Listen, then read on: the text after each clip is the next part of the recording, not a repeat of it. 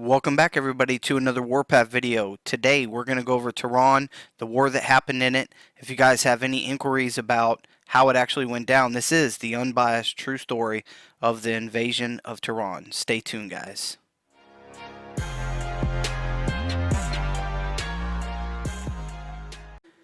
Welcome back everybody to another Warpath video. Today's video we're going to go over a little bit about the war that happened at Tehran.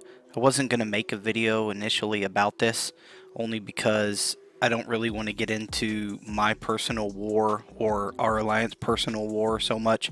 I wanted to give everybody videos about tutorials and how to help them and other stuff like that, some more creative type videos. But I've heard a lot of comments and a lot of messages I received about the overall war and about how we were killing the server and how we were ruining the game from everybody and just a lot of these type of comments or whatever. So I wanted to clear up quite a bit of things. And so guys, if you'll just stick with me for 5-6 minutes during the video, I'm going to go over some of the key points for everybody, okay?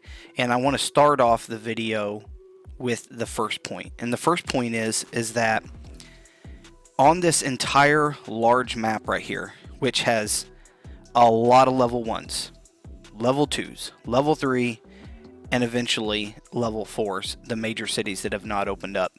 This map is very, very big, and there are many players in this server. Now, our alliance is only allowed 6 command centers, and we have turrets in those, and they're very costly.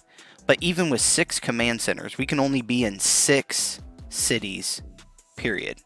Unless you create an alternate alliance and have it, sitting somewhere as just a secondary alliance, which is still kind of, difficult to manage and stuff. But yes, it is possible.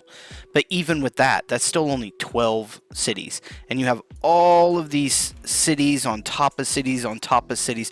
There are plenty of cities that we will never enter, that people will be able to play the game, enjoy the game, and have fun. Will they be able to compete with the number one, cities that there are?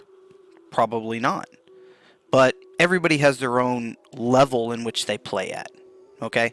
So to say that you can't play in the server, period, because you can't be the number one team or beat the number one team, who's to say that somebody doesn't beat us? They might band together. There's just so many factors involved in it. So I really don't want to hear that. That's just crazy that you would kill this big of a server just because of, a couple battles that happen. Now, here's what I want to get into, okay? Is that whenever we came into this city, Tehran, right? When we came into the city, it was just opening up to go into the middle, meaning the forts had opened and the command center that's in the middle was available. We plopped a command center into the very, very middle, and I'll go to it right now, just so you guys can see. We did it right here, right directly in the middle. At the time, HTZS was going up towards the offensive command center right here. We took our players and we went down here and we began the battle against them. They were a worthy opponent. They fought back tooth and nails against us. And I want to show you guys, because actually it was less at the time. I didn't get a screenshot of it, but just so you guys can see right here, our alliance inside of here, 245 million. That's not our true power. Our power is over 400 million. So we have less than half of the people here at Tehran. And at the time, we only had like 100 million, where we only had about like 25, 30 players maybe at the time that had ported over to begin that battle. And at the time, HTZS was 300 million or so, almost 300 million, maybe a little bit over. I can't remember exactly. I don't have the screenshots. But they were pretty powerful. And they had other alliances with them that were, very, very powerful. And so my point is that they had the numbers as compared to us. Now, when we first started warring, because they were asleep, they had minimal people kind of doing tasks, like building and stuff like that. But we had eventually attacked them and kind of won at first. But we knew that they were going to come back or whatever. They did come back. And I want to take you to the screen right here so you can kind of see and go over a couple things. Because this is exactly how the war. This is an unbiased opinion. I'm not saying who won, lost, anything. This is exactly how it happened. We were right here. We only had a command center, one flag. ACTZ was down in this area right here. And what they did was they plopped a command center right here. They built it. And then multiple alliances from all over. There was 5 of them.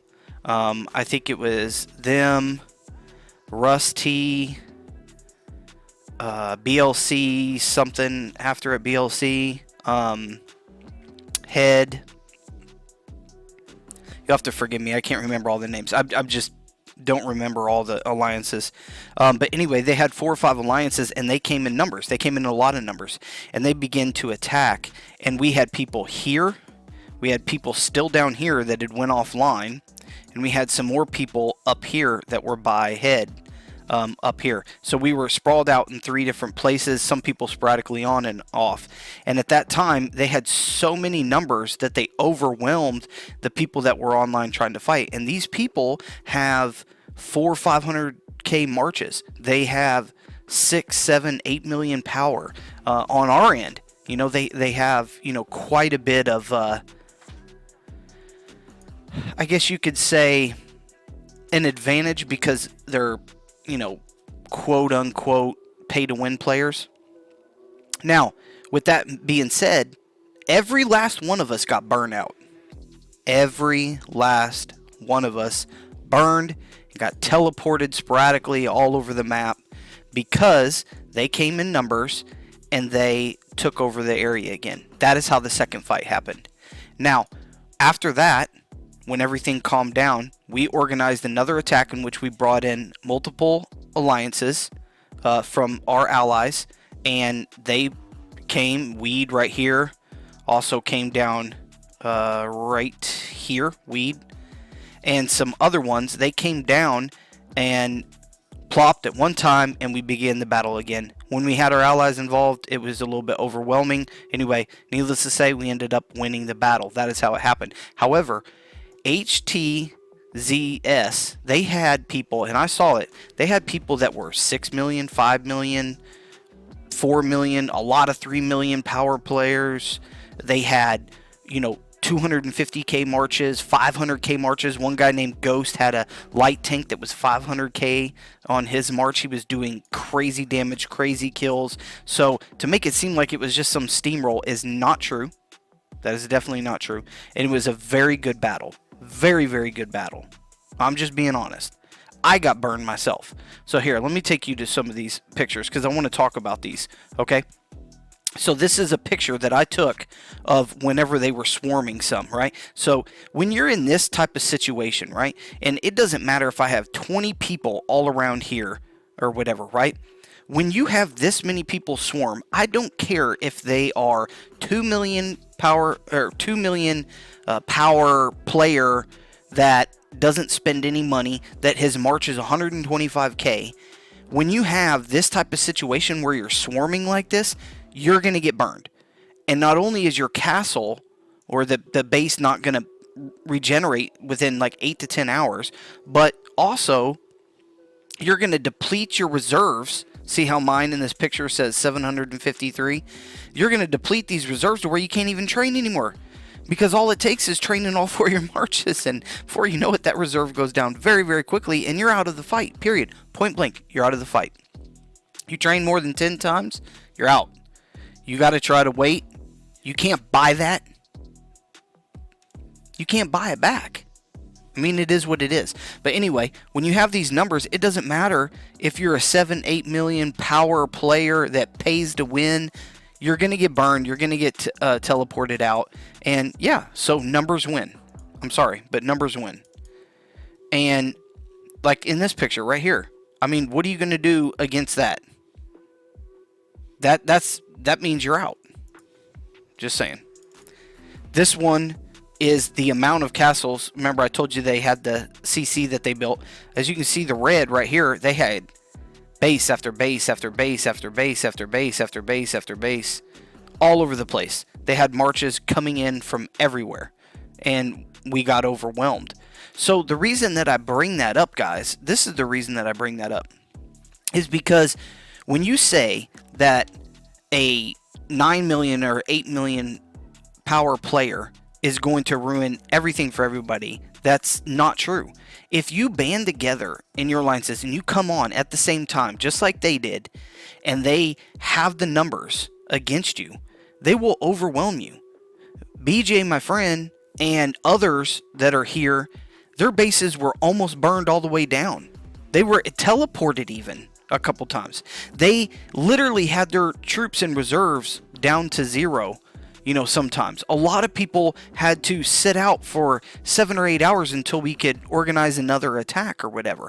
It happens even in a big alliance.